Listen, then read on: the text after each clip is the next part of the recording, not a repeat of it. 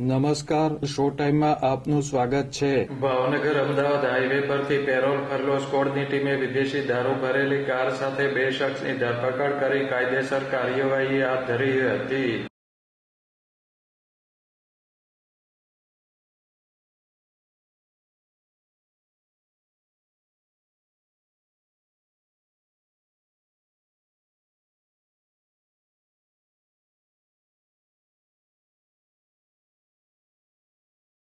Parole furlough squad Bhavnagar Ahmedabad highway પર પેટ્રોલિંગમાં હતી. તે દરમિયાન બાતમીના આધારે અમદાવાદ તરફથી આવતી વિદેશી દારૂ ભરેલી કાર સાથે 2 શખ્સે ઝડપી લીધા હતા.